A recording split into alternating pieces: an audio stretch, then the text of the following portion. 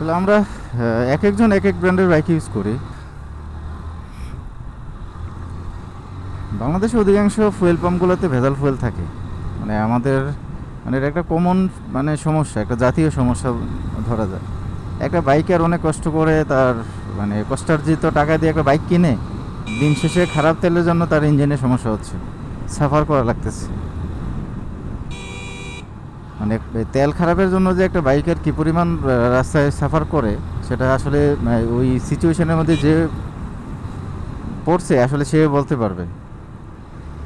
কিছু ব্যাপার নিয়ে বাইকারদের মধ্যে একটু ভুল বোঝাবুঝি থাকেই, সিসি নিয়ে, ব্র্যান্ড নিয়ে, তারপর হচ্ছে এটা সেটা হ্যান ত্যান হাবিজাবি, এগুলো সিম্পল ইস্যুস। এটা হয়তো এক একজন এক একভাবে চিন্তা করে।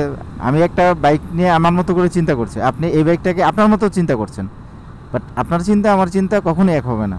আপনি আপনারটা আপনার জায়গায় রাইট, আমি আমার জায়গায় রাইট, কিন্তু দিন শেষে একটা জায়গায় আমাদেরকে এক হওয়া লাগে, সেটা হচ্ছে বাইকের খারাপ তেল যখন আমরা বাইকে ঢুকাই। আপনি প্রিমিয়াম সেগমেন্টের একটা বাইক নিয়ে যে পরিমাণ সাফার করেন, বাট আমি কিন্তু মানে কম, আমারটা প্রিমিয়াম না, নর্মাল কমিউটার বাইক নিয়ে কিন্তু আমিও সাফার করি। সাফারের জায়গাটা কিন্তু দুজনের এক। আমাদের ভিন্ন মত থাকতে পারে, আমাদের ভিন্ন চিন্তা চেতনা থাকবে, এটাই স্বাভাবিক।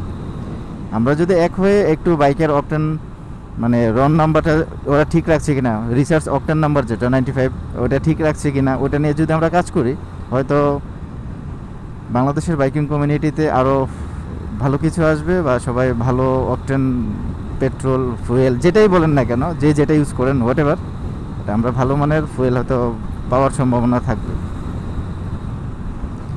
ভালো মানের ফুয়েল যদি আমরা না পাই, তাহলে প্রিমিয়াম সেগমেন্টের বাইক ইউজ করে কিন্তু সাফার করা লাগবে।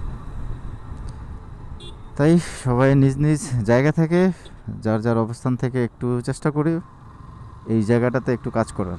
যারা সিনিয়র আছেন আপনাদের কাছে রিকোয়েস্ট, আপনারা একটা দিক নির্দেশনা আমাদেরকে দেন। আমরা সাধারণ বাইকার যারা আছি, আপনাদের দিক নির্দেশনা যেভাবে দিবেন, আমরা হয়তো আপনাদের সাথে আপনাদেরকে সবসময় সাপোর্টে দিয়ে যাব, কোনো সমস্যা নেই। কিন্তু না, আমাদের সবার কল্যাণে ভালো মানের ফুয়েল নিয়ে কাজ করা দরকার।